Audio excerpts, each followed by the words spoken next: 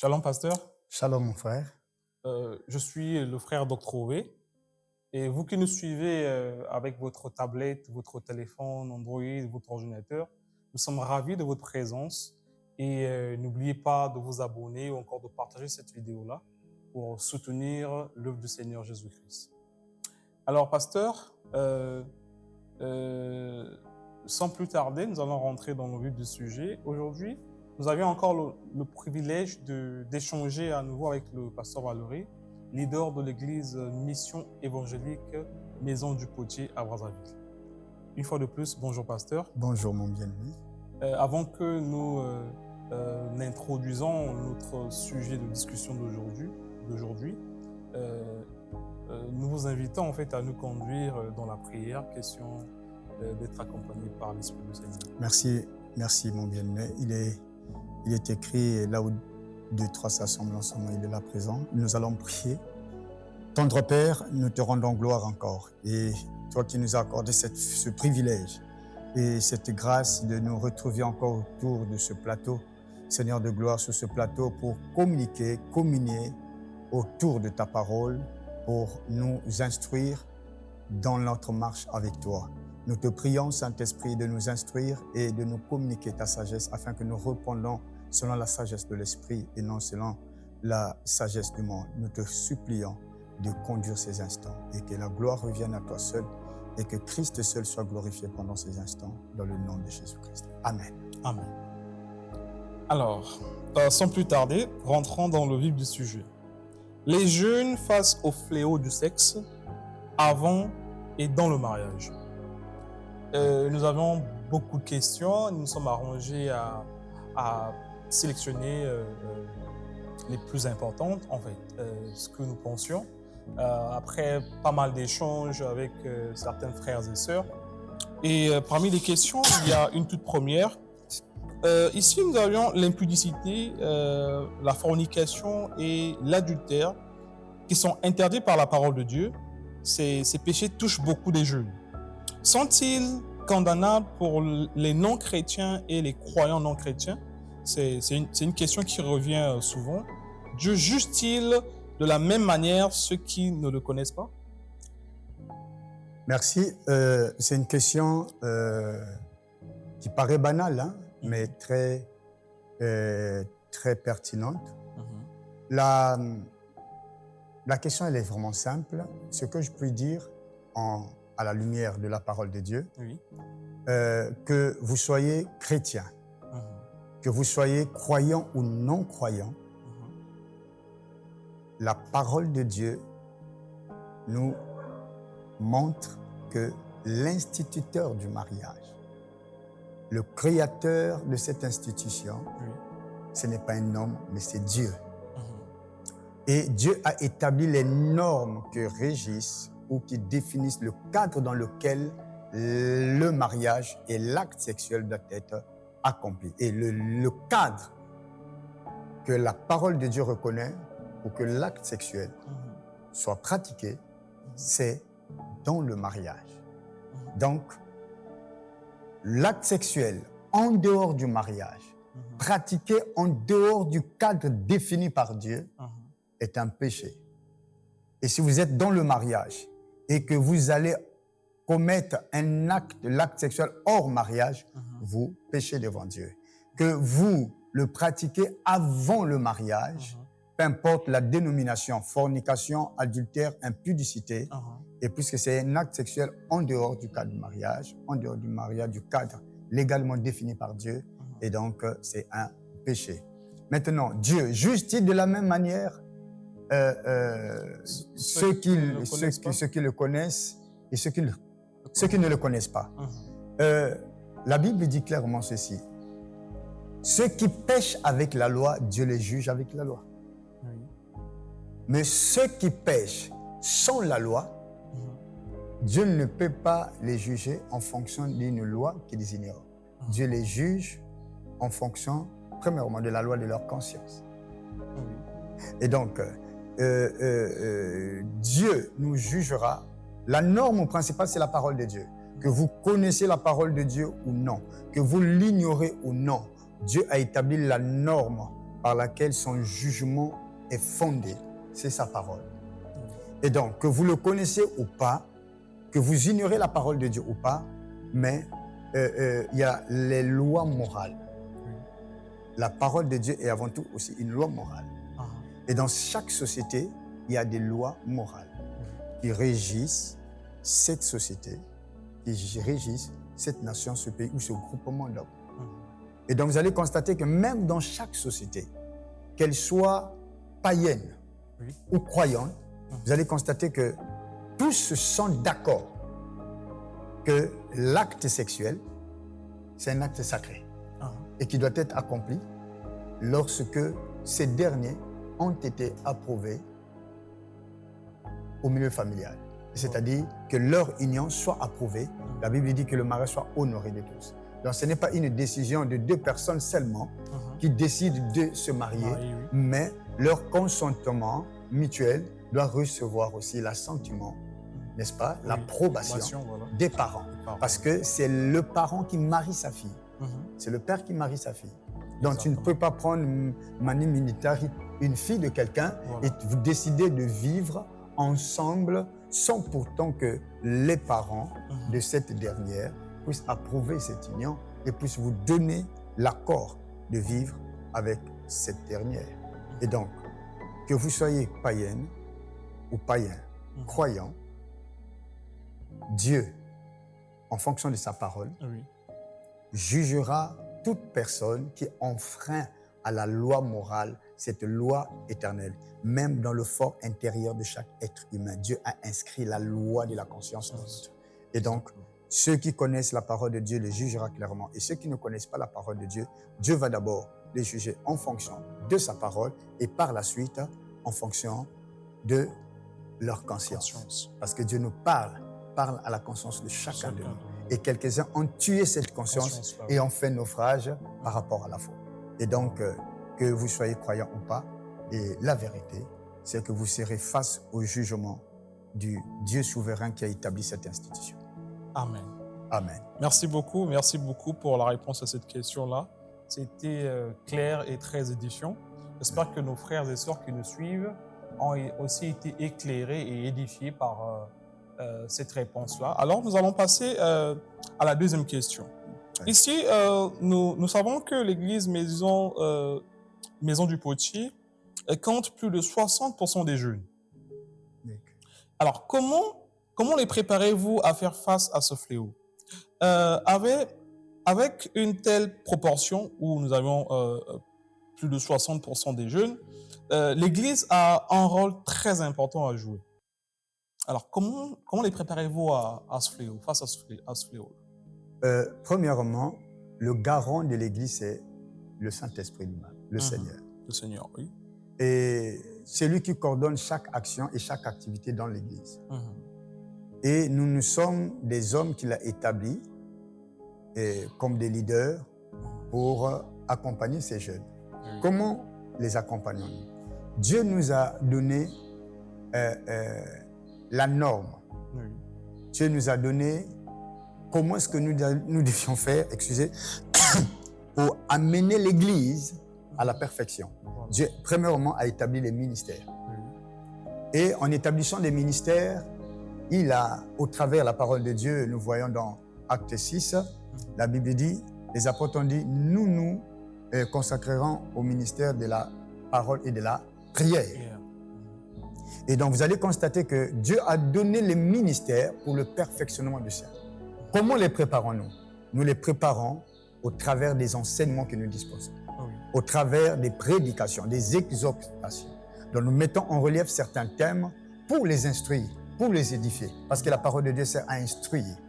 Et donc, elle nous instruit. Donc, Dieu a mis en place la stratégie qui est sa parole pour former, forger, façonner, bâtir, transformer nos vies et nos caractères au travers de sa parole, parce que la parole a une puissance créatrice.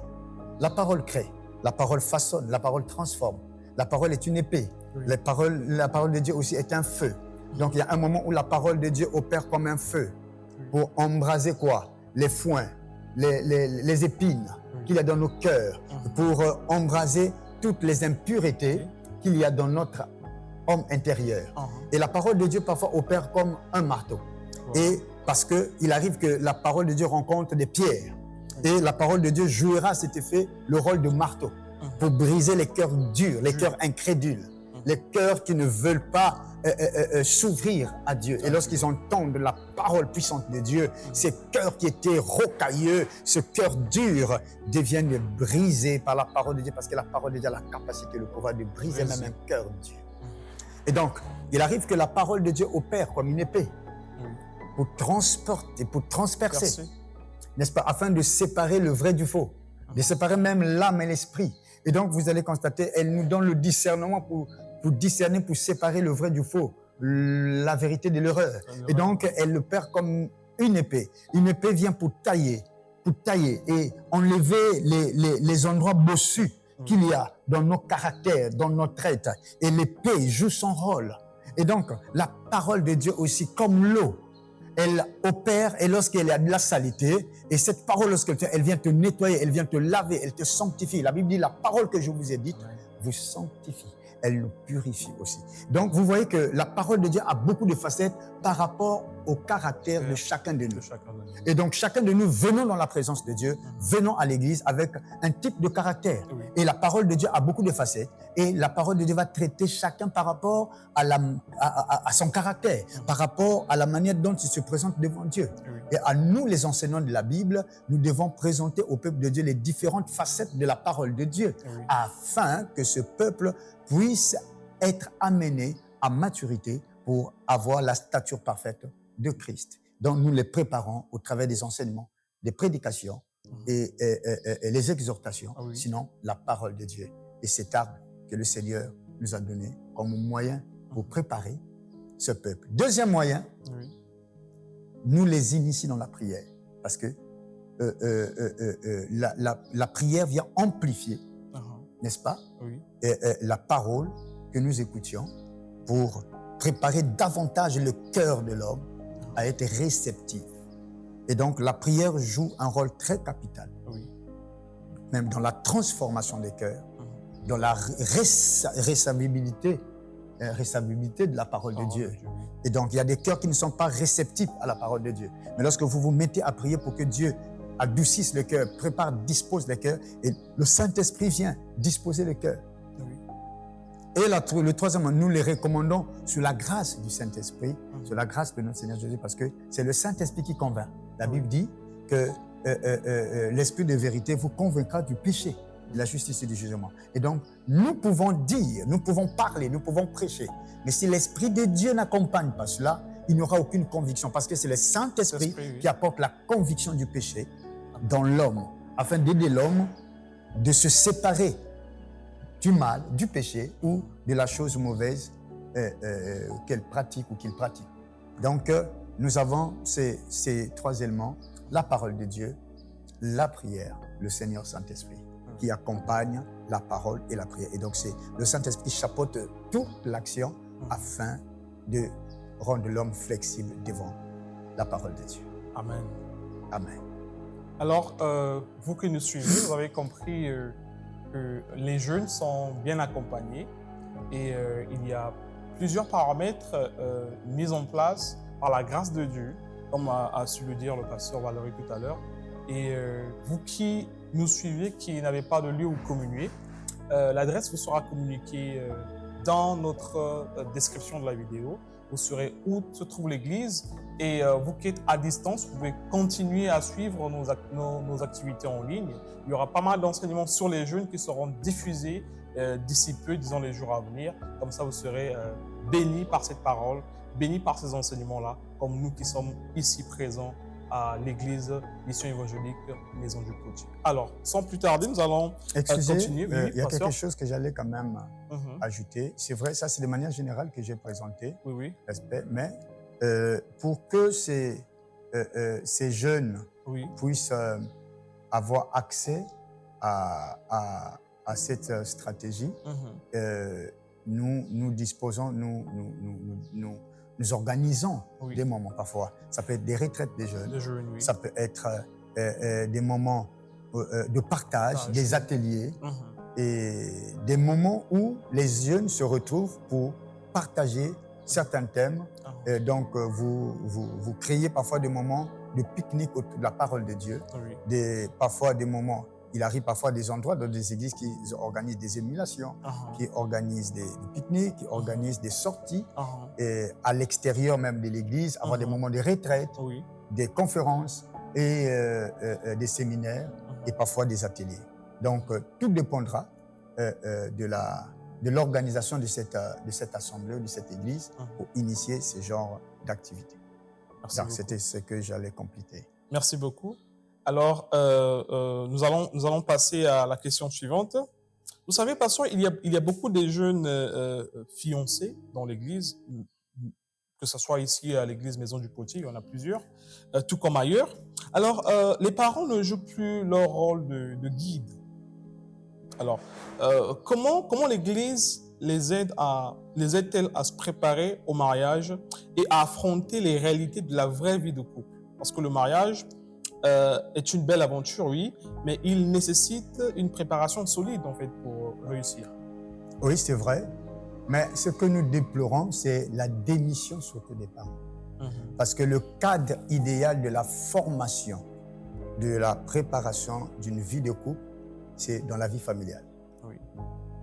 Dans la vie familiale. Et vous allez constater qu'il y a beaucoup, il y a beaucoup de parents démissionnaires et beaucoup de parents qui ne jouent plus leur rôle, mais c'est vraiment déplorable. Et on a laissé la charge vraiment aux hommes de Dieu, alors que cette charge devait être partagée.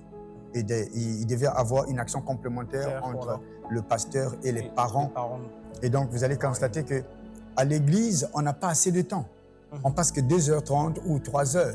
Mais la quasi-totalité du temps, on les passe en milieu familial ou professionnel. Voilà. Mais en dépit de tout, que vous allez au travail, allez dans certaines activités, la finalité, vous rentrerez chez vous. Donc, vous allez constater que c'est un grand échec, vraiment ça, il faut le signaler, dans le milieu familial, dans beaucoup de foyers, où on laisse les enfants à tout va.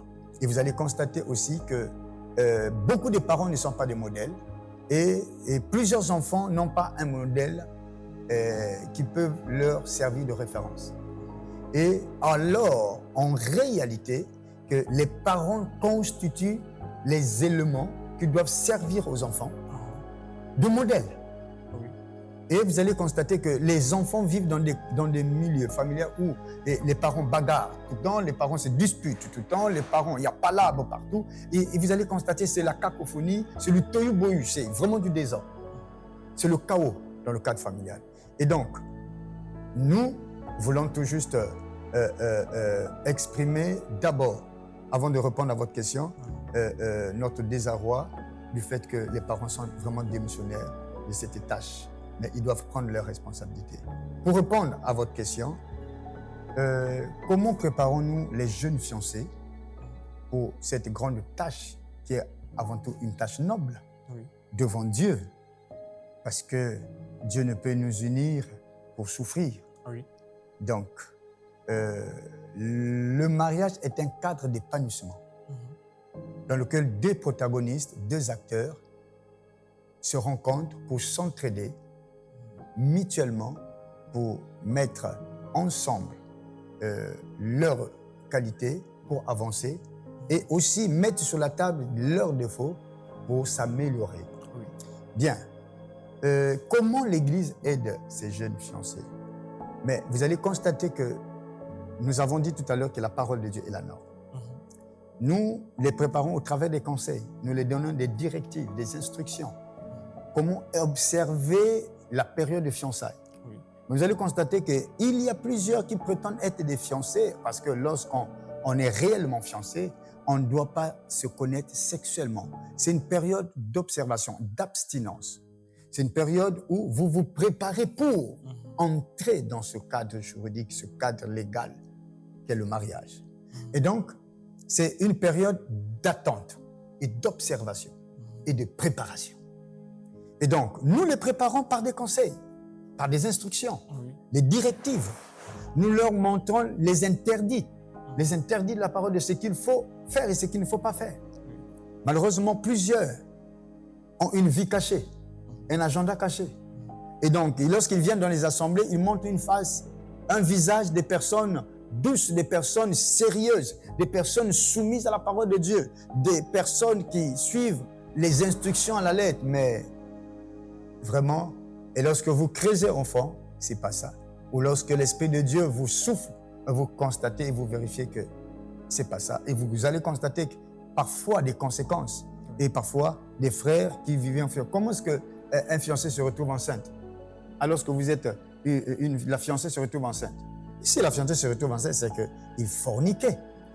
Et donc, lorsque vous pratiquez l'acte sexuel en dehors du mariage, vous brisez votre engagement de fidélité, d'attendre le temps de mariage avant de se connaître. Et ce que je peux dire, c'est au travers des conseils, nous les préparons parce que ce sont des séances de partage, parfois publiques, parfois en aparté. Et donc des entretiens publics et des entretiens en aparté, parce que chaque cas, chaque couple a ses réalités. Et nous les donnons les conseils, les orientations en fonction des réalités que chaque couple fiancé rencontre. Et donc, on ne peut pas généraliser le cas. Et donc, on particularise les cas et les conseils vont... Il y a des conseils généraux, des conseils de manière générale, mais il y a des conseils de manière particulière parce que nous sommes en face de nous de différents cas. Donc, nous les préparons par la grâce de Dieu, par ces différents moyens que je viens de présenter. Merci beaucoup, pasteur. Alors, voici une suivante. Nous parlons ici de la sexualité en fléau pour les jeunes avant et qui attaque les jeunes avant et pendant le mariage. Alors, ici, on voudrait comprendre quel est le rôle de la sexualité dans le mariage. Quels sont les avantages et les dangers de la sexualité dans le mariage? Bon, il y a beaucoup de points que nous pouvons citer, mais nous allons sélectionner quelques-uns plus justes. Parce que les avantages, le rôle d'abord de la sexualité. Premièrement, vous allez constater que pourquoi Dieu, l'homme n'est pas le premier être à jouir de la sexualité. Elle est avant tout un acte animal, par définition, parce que ce n'est pas seulement les êtres humains qui expérimentent l'acte sexuel, la sexualité. Et donc, les premiers à expérimenter la sexualité, ce n'étaient pas les humains, c'était les animaux. Dieu a ordonné aux animaux de s'accoupler pour le premier et le seul but, la procréation. Et donc, l'objectif premier, c'est pour la procréation, tout comme le règne animal et le règne humain. Et donc, vous allez constater que le premier objectif, c'est pour la procréation, pour la multiplication, pour remplir la terre, pour peupler la terre. Deuxièmement, et ça, c'est l'exclusivité des humains. Les animaux s'accouplent que lorsqu'en période de chaleur, pour s'accoupler et pour faire des petits. Mais les humains ne s'accouplent pas seulement pour pour se multiplier, mais s'accouplent aussi pour raviver la flamme du mariage.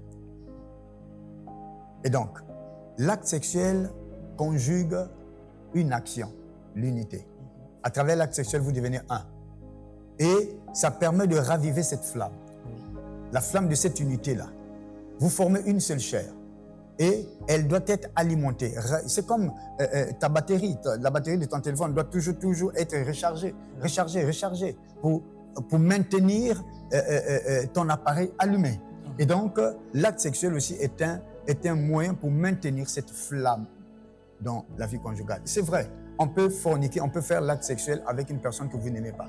Ça, c'est vrai. Ça se passe dans le monde de la prostitution. Mais ce n'était pas le but de Dieu. Et donc, vous allez constater que pour maintenir la flamme de l'unité dans la vie conjugale, l'acte sexuel est très important. Et c'est déjà mal lorsqu'un couple ne s'accouple plus. Vous allez constater un couple qui s'accouple. Donc, le mot couple vient du fait qu'ils s'accouplent. Ils s'unissent pour former une seule personne, une seule chair. Donc, c'est pour rallumer la flamme de leur amour. Troisièmement, pour rallumer la flamme de leur unité. Pour maintenir cette confiance mutuelle dans leur vie conjugale. priver, même la Bible interdit, ne vous privez pas l'un et l'autre, parce qu'il y a des grands dangers lorsqu'on se prive. C'est une bénédiction, l'acte sexuel. C'est un don, un cadeau que Dieu a donné dans la vie conjugale. Donc, un moyen de vous rallumer, de vous réchauffer, de jouir de votre amour lorsque vous atteignez l'orgasme. Et donc, l'acte sexuel n'est pas seulement là pour la procréation, mais c'est pour la jouissance de la vie conjugale, pour rallumer la flamme de l'unité et la flamme de l'amour. Et donc, ça, c'est les avantages, et parce que ça rapproche davantage les couples. Ça vous rapproche davantage. Ça vous rapproche davantage. Et vous excusez-moi du terme, lorsque vous êtes dans le coït, vous allez constater ces deux corps qui se rapprochent, qui se collent même. Et donc, il y a un rapprochement fort. Il n'est pas seulement physique, cette attraction-là est aussi spirituelle. Et donc, c'est parmi les avantages. Il y en a plusieurs, mais on a cité tout juste parce que il y en a plusieurs. Parce qu'on peut se tarder toujours pour une seule question. Maintenant, les méfaits. Il y en a vraiment nombreux. Maintenant, lorsque vous dites les conséquences, les inconvénients dans le mariage. Lorsque vous êtes déjà dans le mariage, les conjoints se doivent mutuellement confiance, fidélité. Et donc, lorsque l'un des conjoints va dehors, vous trahissez votre amour, vous trahissez votre union, vous trahissez la confiance que l'autre vous a faite. Et c'est ça qu'on appelle adultère, parce que vous devenez infidèle à votre alliance. Parce que c'est l'acte sexuel qui produit l'alliance dans le mariage. C'est l'acte sexuel. Le droit définit le mariage comme un contrat. Mais Dieu ne définit pas le mariage comme un contrat, mais comme une alliance. Mais cette alliance est bâtie à travers quoi? Mais à travers l'acte sexuel. Elle est vraiment, la sexualité est vraiment sacrée. Et donc, il est très, très, très important que nous comprenions que lorsque vous décidez d'aller dehors alors que vous êtes marié, ce que vous cherchez dehors, mais c'est dans votre femme, c'est dans votre mari. Et ces choses arrivent lorsque il y a brisement dans la vie du couple. Il y a des brisements, il y a certaines crises. Lorsque certaines crises arrivent dans la vie conjugale, mais nous avons les hommes de Dieu. Nous avons la parole de Dieu. Si vous êtes des chrétiens, la parole de Dieu sera le moyen par lequel, et la prière, pour que vous vous approchiez de Dieu, qui est le créateur de cette institution, pour vous aider. Les hommes de Dieu sont comme des conseillers. Des frères et sœurs dans le Seigneur sont des personnes matures. Ces choses-là demandent la maturité. Des personnes matures qui peuvent vous accompagner et qui peuvent vous aider dans les conseils. Et donc, lorsque vous partez dehors, vous brisez votre partenaire. Vous péchez contre votre propre corps. Et vous péchez aussi contre le corps de votre conjoint. Vous brisez l'alliance de votre engagement de fidélité devant Dieu et devant votre co-époux ou co-épouse. Et puis, vous donnez accès à l'ennemi, je parle de l'inconvénient, vous donnez accès à l'ennemi de venir briser cette unité et d'avoir accès et le contrôle de votre vie conjugale. Vous ouvrez les portes aux femmes et aux maris de nous. Et vous ouvrez la porte aussi à la malédiction. Vous ouvrez la porte à la misère, à la pauvreté et à tout ce qui peut s'en suivre, que l'ennemi profitera parce qu'il a trouvé là une illégalité pour détruire votre vie de couple. Donc, il y a plusieurs conséquences. Vous perdez, il y a des choses que vous perdez lorsque vous devenez infidèle envers votre conjoint ou conjointe. Et si vous avez des dons spirituels, il y a l'onction qui part, même la relation avec le Seigneur est brisée. Et donc, il est important d'être fidèle et de rester fidèle à son époux. Il peut y avoir quelques discordances, mais la finalité, vous devez toujours vous entendre, trouver un terrain d'entente pour résoudre le problème. Il ne manque pas de problème, mais la sagesse consiste à résoudre les problèmes difficiles. Et donc, voilà pourquoi on bâtit la vie de couple avec la sagesse. Sans la sagesse, on ne peut pas bâtir la vie d'ensemble, la vie de couple. Et donc, que ce soit l'homme, tout comme la femme, nous avons tous besoin de la sagesse pour bâtir notre vie de couple. Et là, nous avons besoin du Saint-Esprit qui doit être la troisième corde au milieu, afin de nous aider dans la résolution des problèmes qui peuvent surgir pendant notre marche dans notre vie de couple. Donc, il y a plusieurs conséquences qui peuvent surgir. Amen. Merci beaucoup, pasteur. Okay. Chers frères, chères sœurs, toi qui nous suis, jeune marié, il est important de comprendre l'importance du sexe dans la vie de couple et les inconvénients, comme a su éclairer le pasteur Valérie tout à l'heure. Alors, pasteur, Il y a aussi quelque chose. Oui. Bon, ça, c'est pour les couples qui ne divorcent pas, parce que l'infidélité entraîne aussi beaucoup de divorces dans beaucoup de foyers. Et lorsque le couple divorce, les enfants payent les frais. Oui. Et nous voyons beaucoup des enfants se retrouver dehors, beaucoup des enfants se retrouver dans la rue, et les enfants deviennent comme des enfants bâtards. Beaucoup de choses se passent. Même le couple prend une direction, chacun prend une direction qui peut peut-être causer préjudice à lui-même ou à l'un des conjoints. Donc, il y a beaucoup de conséquences qu'on ne peut pas citer, et à cause du temps. Donc, vous pouvez poursuivre. Alors, ici nous sommes sur la question suivante. On veut comprendre que dire aux jeunes mariés avec un passé impudique qui s'interroge sur la polygamie, comme dans l'Ancien Testament avec Abraham, David, Salomon et bien autres, face à la monogamie prônée aujourd'hui. La polygamie dans la Bible soulève beaucoup de questions, surtout chez ceux qui ont un passé difficile. Alors, que dire? La Bible dit dans Matthieu 19, la Bible dit « Au commencement, il n'en était pas ainsi. Dieu créa l'homme et la femme. » Le premier polygame, c'est le descendant de Caïn. C'est lui qui a commencé à prôner. Je vais vous montrer le passage. C'est dans Genèse 4, à partir du verset 19. La Bible dit, les mecs prirent deux femmes. Le nom de l'une était Ada et le nom de l'autre était Tila. Donc vous allez constater que c'est dans Genèse 4. Le premier polygame, ce n'est pas Dieu qui l'a demandé d'aller prendre une deuxième femme. C'est une résolution personnelle. Et c'est l'envie, la convoitise, l'insatisfaction. Et c'est la convoitise de l'homme qui nous pousse toujours à faire de telles choses. Donc, c'est à partir de la descendance de Caïn que les gens ont commencé à aller dans cette voie, à avoir plusieurs femmes. Et donc, mais ce n'était pas la volonté de Dieu, parce qu'au commencement, il n'en était pas ainsi. Nous ne sommes pas dans le règne animal des animaux, et à qui on ne peut pas donner certaines règles et dire il doit être fidèle parce qu'ils ne sont pas créés à l'image de Dieu. Si nous sommes créés à l'image de Dieu parce que Dieu est fidèle, il veut que nous soyons aussi fidèles. Et donc, les animaux, il n'a pas besoin d'avoir un seul partenaire ou deux. Et donc, ils s'enfoncent dans la boue, dans leur règne animal. Et nous sommes des êtres humains créés à l'image de Dieu. Et Dieu veut que nous soyons à son image et que nous devons être fidèles à l'engagement que nous avions pris envers notre époux ou épouse.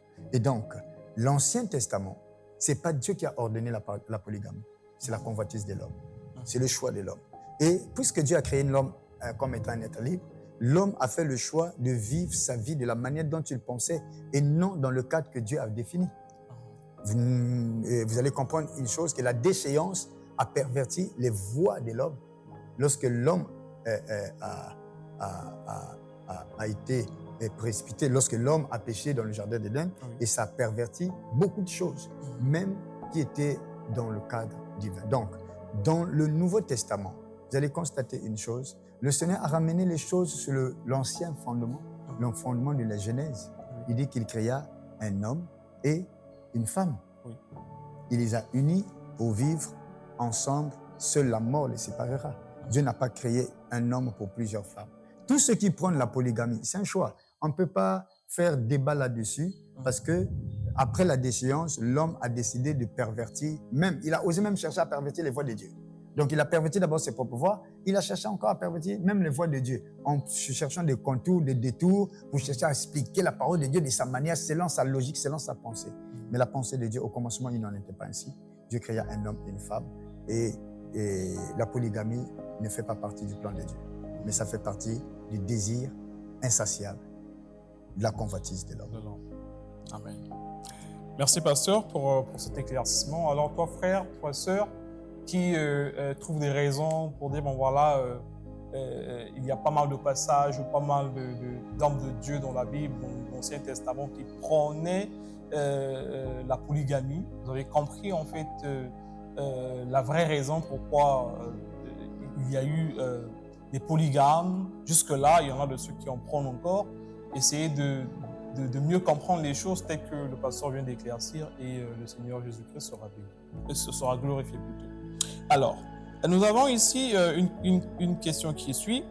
Nous avons ici une question qui dit: que conseillerez-vous à une sœur ou un frère qui, sachant que l'adultère est un péché, refuse l'intimité à son mari ou à sa femme pour le déstabiliser jusqu'à le pousser à quémander? Bon, de telles femmes ou de tels hommes sont des ignorants. Parce que la Bible dit dans 1 Corinthiens 7, ne vous privez pas l'un l'autre. Vous allez constater, de 3 jusqu'à 5 là-bas, la Bible dit cela soit d'un commun accord. Ça doit être un consentement mutuel entre l'homme et la femme qui décident de s'abstenir ou de se priver. Ça fait partie des devoirs conjugaux, des obligations, je puis dire même, si je peux exagérer. Parce que c'est qui, dans un couple, lorsque l'activité sexuelle est en mode avion, entre guillemets, où la connexion ne se fait plus, où l'acte, il y a la privation de l'un et de l'autre, mais vous êtes en train de laisser la mort détruire votre vie de couple. Donc, vous allez constater une chose, que lorsque vous vous privez ou vous privez l'autre, vous péchez gravement devant Dieu, parce que ça va pousser l'autre à aller dehors.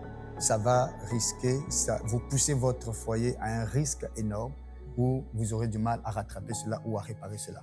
Et donc, nous vous conseillons de ne pas priver votre partenaire, même si vous êtes en colère, même si vous êtes en palabre. Mais là, il n'y a pas palabre. Palabre, c'est avec votre bouche. Mais là où Dieu a uni là, les sexes ne se disputent pas. C'est la bouche de l'un et de l'autre qui se dispute. Mais l'intimité de l'un et de l'autre ne se dispute pas. Donc là, il n'y a pas palabre. Même si vous êtes en palabre, unissez-vous là, soyez en couple et ne vous privez pas l'un et l'autre afin de ne pas donner accès à Satan pour détruire votre vie de couple. Merci. Merci, pasteur. Alors, nous arrivons à la fin, pasteur. Nous voudrions savoir quel dernier message donnerez-vous aux jeunes chrétiens célibataires, fiancés ou mariés qui nous suivent, en mot d'encouragement ou encore d'édification pour clôturer ce moment riche en enseignements? Nous bénissons d'abord le Seigneur pour ces différentes questions qui sont très capitales et qui sont très édifiantes. La première des choses que je dirais aux fiancés, la Bible dit que Dieu est fidèle envers ceux qui le sont fidèles. Et si vous pensez que cet homme que vous avez choisi ou cette dame que vous avez choisie, elle est votre future, elle est celle que Dieu vous a donnée pour que vous partagez un même destin ensemble, ce que je peux vous dire, c'est premièrement, si vous avez des difficultés financières, ayez des moments de prière d'ensemble. Laissez-vous être accompagné par votre leader, par votre pasteur ou par un ancien sage, par un couple expérimenté qui est dans l'église, qui peut vous accompagner, peut vous aider pendant les périodes de turbulence, pendant votre période de turpitude, pendant des moments difficiles. Leur expérience vous servira de guide, de soubassement ou parfois de repère pour vous aider à mieux rester sur la voie que Dieu vous appelle. Parce que la période de fiançailles est aussi un test de fidélité où Dieu va vous éprouver. Dieu vous éprouvera pendant votre période de fiançailles. Et vous serez testé à tout niveau. À tout niveau, vous serez testé. L'homme tout comme la femme. Et donc, faites confiance au Seigneur. Ne regardez pas les circonstances qui vous entourent, mais faites confiance au Seigneur. Tous nous sommes passés par là, mais vous allez constater que chaque couple fiancé rencontre ses réalités. Mais vous devez avoir quelqu'un mieux expérimenté que vous, qui peut vous aider dans cette marche jusqu'à ce que vous entrez dans le mariage. Et vous allez voir, ne vous éloignez pas de la prière.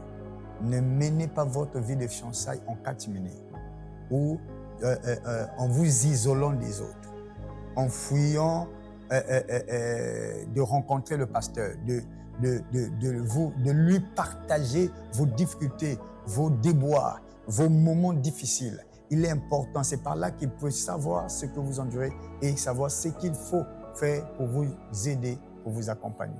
Mais ne vivez pas dans la cacheterie. Et donc, et si vous constatez que vous êtes tombé pendant cette période de fiançailles, n'hésitez pas de rencontrer votre pasteur et de lui dire que papa, pasteur, nous sommes tombés et ceci nous est arrivé. Confessez et repentez-vous devant Dieu et il priera pour vous et vous allez constater que, et prenez, observez et obéissez aux directives. Vraiment aux directives. Bon, il y a beaucoup de choses à dire, mais le temps qui nous est imparti nous fait défaut. Mais nous allons donner des enseignements et qui va édifier le peuple de Dieu, comment se préparer pour les fiançailles et comment vivre un mariage épanoui et comment rester fidèle à son seul conjoint parce qu'il y a des tentations. Il n'est pas dit parce que vous êtes marié que vous ne serez pas soumis à la tentation. Avoir un partenaire avec soi ne vous met pas à l'abri de la tentation sexuelle. Le fait que vous êtes marié ne vous met pas à l'abri de la tentation sexuelle. Et donc, au contraire même, que vous êtes marié, mais le diable va faire pression pour vous montrer que même si vous êtes marié, il peut vous faire tomber. Et donc, faites confiance au Seigneur. Et lorsque vous vivez en couple, prenez le temps de prier ensemble, de prier en famille, de prier en couple. Et mettez à table vos faiblesses. Présentez à Dieu vos faiblesses, vos limites. Et toi, l'homme, si tu as un problème avec tes yeux, partage à ton époux, à ton épouse. Dis-lui, j'ai un problème. Mon problème, c'est la convoitise des yeux. Mon problème, c'est la convoitise de la chair. Mon problème, c'est que je suis faible envers les femmes. Que lorsque je vois une femme dénudée, une femme qui expose ses mollets, qui expose ses hanches, je n'arrive pas à me contenir. Et lorsque vous exposez cela à votre épouse, elle va vous soutenir mieux dans la prière. Elle va prier mieux parce que vous lui avez exposé votre faiblesse. Mais rares sont les hommes qui exposent leur faiblesse envers leur femme en disant que j'ai un problème. Mon problème, c'est que je ne peux pas voir les cuisses d'une femme. Je ne peux pas voir les mollets d'une femme. Je ne peux pas voir à supporter le gros derrière d'une femme. Et donc, prie pour moi, mon épouse, parce que Dieu me délivre, que Dieu m'aide. Et vous allez constater que votre épouse priera d'une manière que vous n'allez même pas comprendre. Et vous allez constater, elle va vous soutenir et vous aider, vous accompagner. Elle est une aide semblable. Elle n'est pas seulement une aide semblable sur les choses vraiment des futiles. Elle est une aide semblable surtout sur des cas sérieux comme celui que je viens d'évoquer. Donc, bien-aimés, lorsque vous êtes couple, exposez l'un et l'autre vos faiblesses, mettez ça à table dans la présence de Dieu et le Seigneur vous aidera. Approchez-vous l'un et l'autre dans la prière envers Dieu, exposez-vous dans sa présence et Dieu vous aidera. Oui, vous devez aussi avoir un conseiller conjugal qui va vous aider pendant vous assister et vous aider. Le premier conseiller conjugal, c'est le Saint-Esprit. Le deuxième, ce sont ces hommes et ces femmes, ces couples matures, votre pasteur, votre encadreur, vos témoins. Et on ne choisit pas les témoins en fonction de l'argent. En ce temps-ci, beaucoup de gens choisissent des témoins de mariage parce que cet homme est un couple fort financièrement. Mais nous faisons fausse route lorsque nous faisons des choix sur ce barème-là. Non. Il est important de faire le choix selon la sagesse et la maturité qu'un couple peut avoir et l'expérience qu'il peut vous apporter, leur savoir-faire, leur savoir-être et leur savoir-vivre aussi. Merci. Que la paix et la grâce de Dieu soient avec vous. Je nous conseille de ne cesser de prier en couple. Et même lorsque vous êtes fiancés, de ne cesser de prier.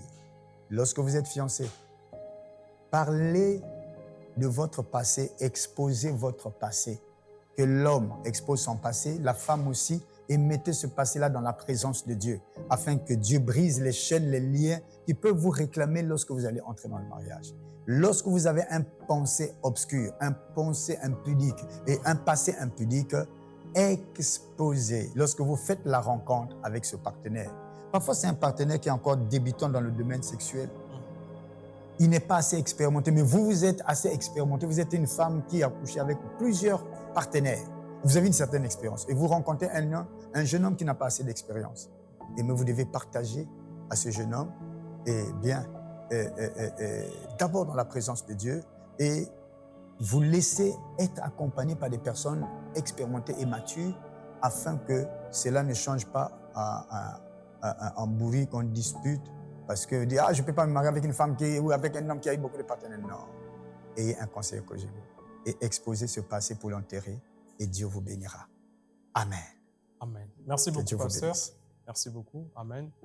Alors, chers frères, chères sœurs, vous qui nous avez suivis du début jusqu'à maintenant que nous sommes à la fin, nous vous encourageons à vous abonner, surtout à partager cette vidéo-là, et on se retrouve dans un nouvel épisode. Merci. Amen.